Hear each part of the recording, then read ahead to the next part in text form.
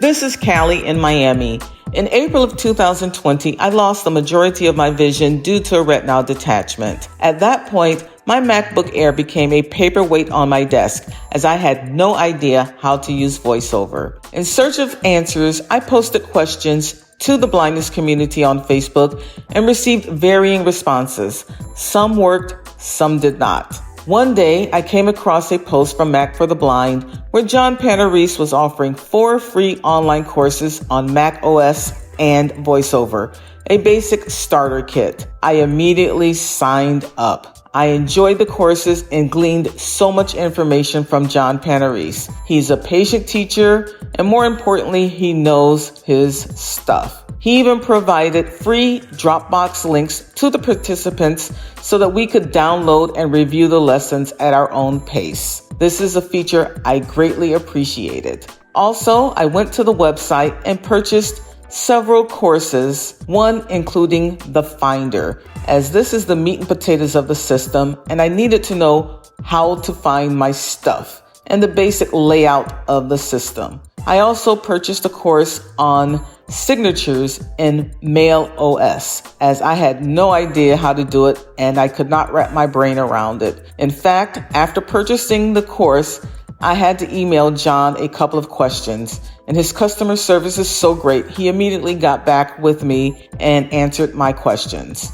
I love Mac for the Blind, and I really appreciate the job that John is doing. Welcome to Blind Abilities. I'm Jeff Thompson. In the studio, we got John Panarese, and he's the creator of Mac for the Blind. You can find that at macfortheblind.com. Jonathan, I said Jonathan. John, how are you doing? All right. Yeah. Well, my dad used to call me Jonathan, so it's kind of weird that you call me it.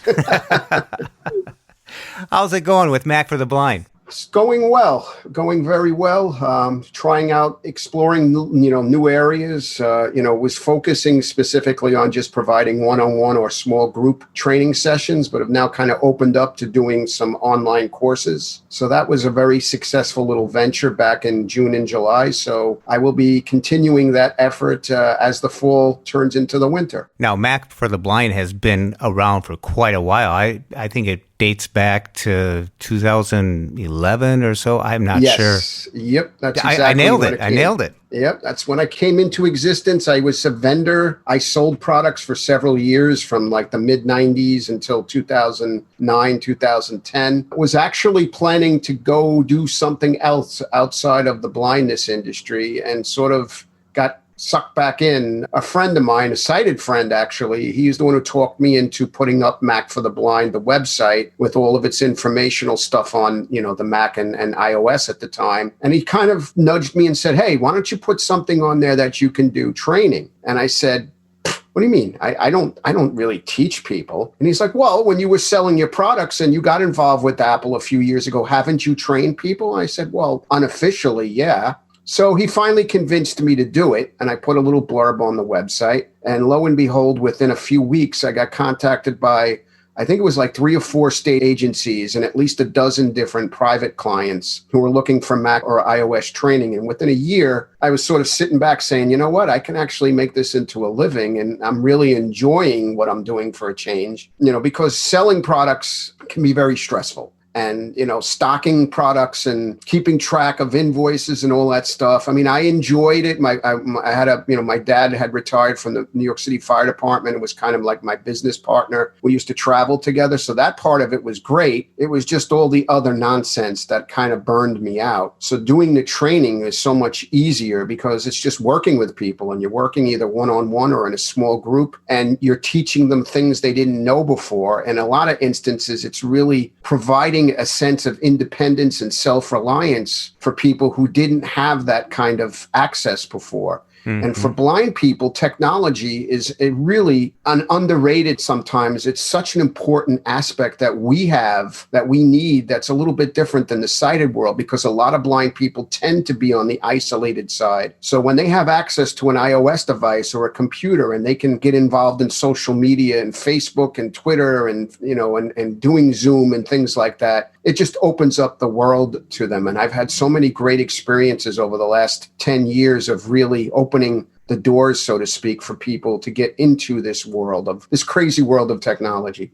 John, I was talking to a friend of mine, Callie Gray, and it came up that she was looking for training on the Mac, and she found Mac for the Blind, and she was raving about it because it is exactly what she wanted. She tried other areas and stuff, but when she found this, she just raved about it, and I said, oh, wow, I thought he did this all the time. But as you said, as we were talking before, that you started out doing small groups, and now with the pandemic going on, these larger webinar type of meetings just blew up. Absolutely. And it's helped me. I mean, like I said, I was talking to you earlier about how I didn't think this was going to fly. I mean, I was saying to my girlfriend when I was kicking around the idea one time when we were out to dinner, and I said, oh, if I get 20, 25 people interested in doing this, it'll be worth at least something for me. And lo and behold, the Mac courses, I think I had said 145, somewhere's around there signed up in total. And then the iOS was close to 100. So that just blew my mind. I did not expect that kind of an interest from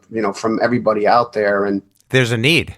Yeah, and it's got me motivated now to do more of this stuff, Oh, yeah. I'm excited. And you got stuff coming up in the fall that you're planning now. Yes. Yeah, it'll be on the website. I'll send out an email to everybody who had signed up. So Callie will be getting an email with information. It's going to be Mac and iOS. It's going to be a mixture of free courses, and there's going to be some more directed courses that'll have a small fee, maybe $10 or $15 to sign up. And I'll post a schedule. I just got to figure out. It's most likely going to be on Tuesday or Thursday afternoons because I don't want to conflict with Matt Volbrick does a whole iOS thing on Mondays and Wednesdays. And he's got a lot of people who will sign up for that. So I don't want to overlap and try to compete with anybody, especially since he's a very good friend of mine. So I'm going to either do Tuesday or Thursday afternoons, Eastern time. And those people in the UK, in Australia, don't worry. As I've done in the past, I will have recordings of the lessons available. I'll set up a Dropbox link, and so nobody will be left out. I like that it even says on your website, there's other resources out there and you're not trying to compete. It's great that people have the access to getting some tutorials, some demonstrations, to learn the devices that they have to better utilize them.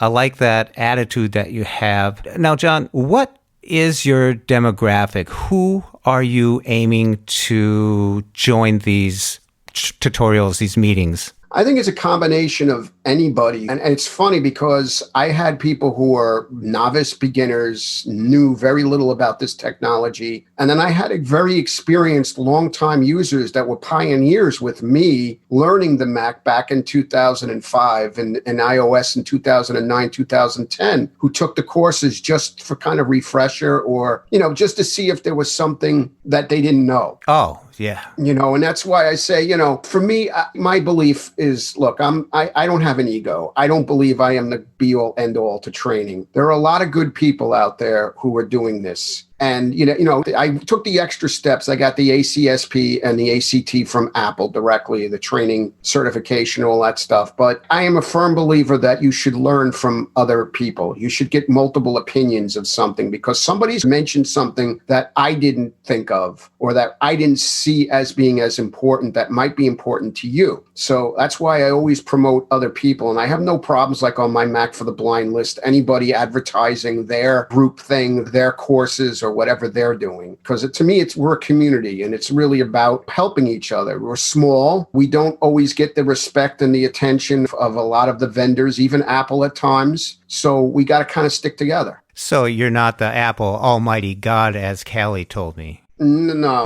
I kind of get embarrassed. I've had a few people say that to me, and I have a few of my fans, as my girlfriend likes to call it, my fan base.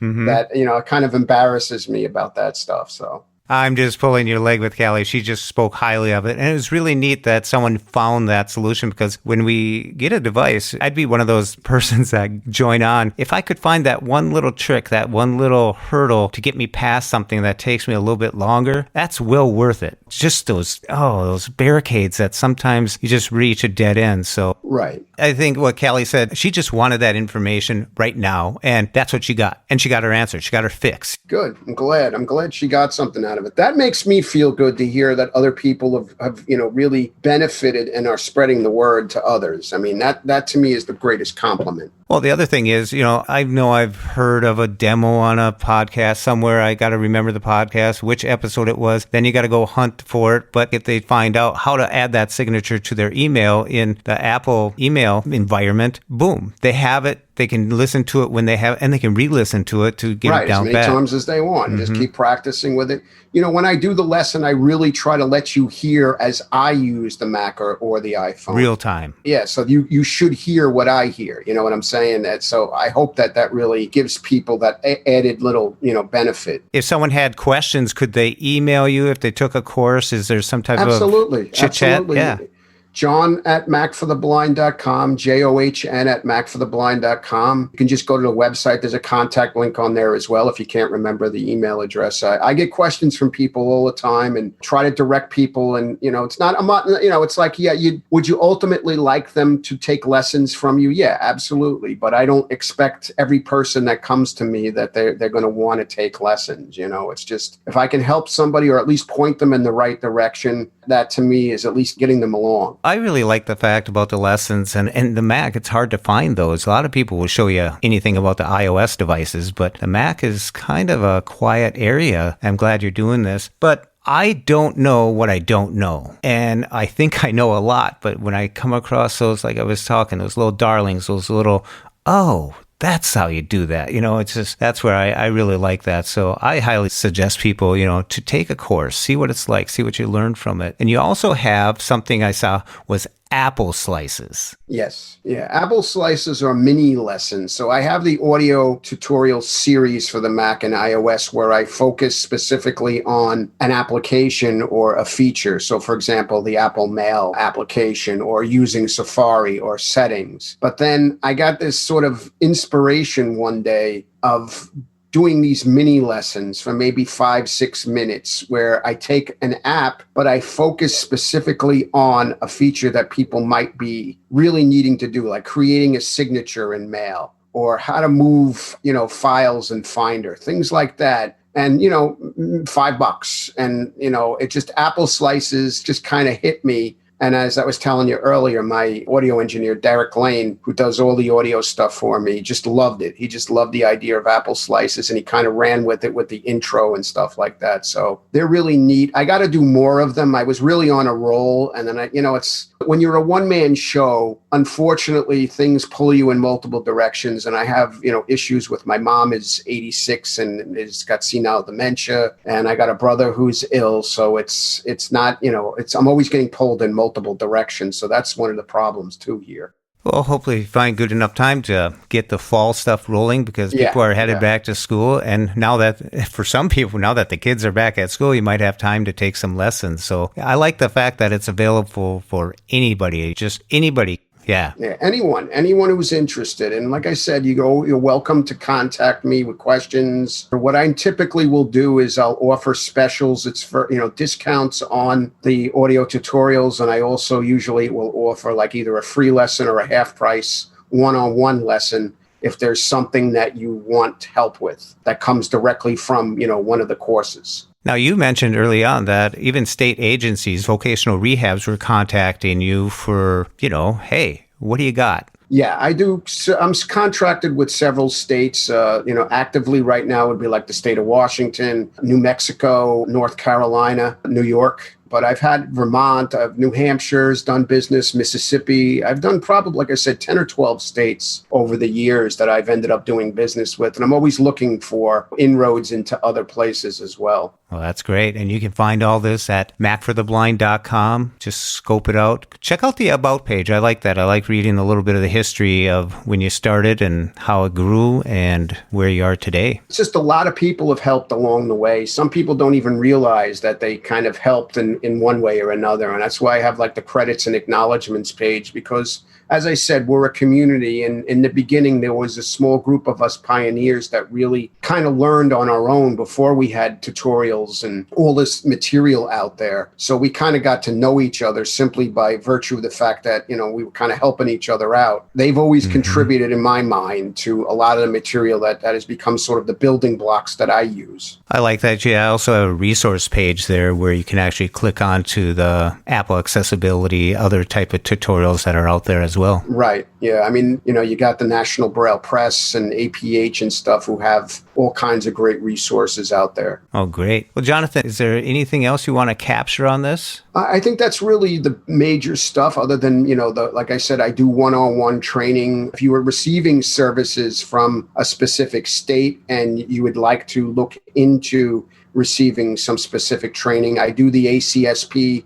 In other words, soup to nuts, teach people, get them prepared for the Apple certification. I've been beta testing the ACSP exams for Apple. So contact your counselor. And this is how I've ended up getting involved in a lot of state agencies, is just through people who wanted my services. Mm-hmm. So there is an answer is really what it comes down to. What you're saying is if someone wanted to be certified, you actually bring them through the ropes of that. Yes. Yeah, it's a long, lengthy. It's something you really got to be committed to. There's a training guide, an Apple Pro training guide that you can purchase, and that will really give you all. You don't need to go out and buy any of the crazy other stuff that's online. You just need that Pro training guide. It's 28 lessons. It's about 900 pages. If you're going to go for your certification, you really have to decide that that's what you want to do. It's not something you take lightly. It's not something you can say, oh, I'm going to take that next week. You're talking 3 or 4 months of preparation. But once you get it, you can use it in a lot of different ways. Mm-hmm. If they have any questions, they could just contact you at john@macfortheblind.com. Yes. Great. Well, John, thank you so much for coming on here. Thanks for what you're doing, making this available to everybody out there, anybody out there that, may want to step up their game with their iOS device or their Mac. I'm glad it's available to them. So thank you very much. Well, thank you. Thanks for having me.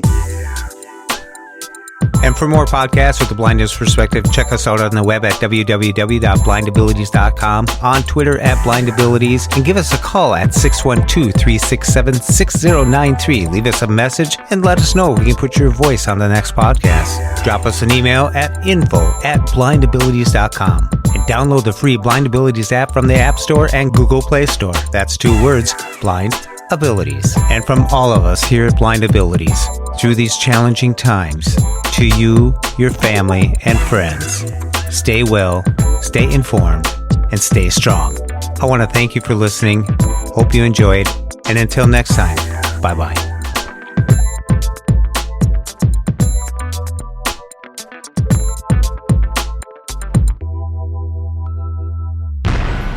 When we share what we see through each other's eyes, we can then begin to bridge the gap between the limited expectations and the realities of blind abilities. The realities of blind abilities.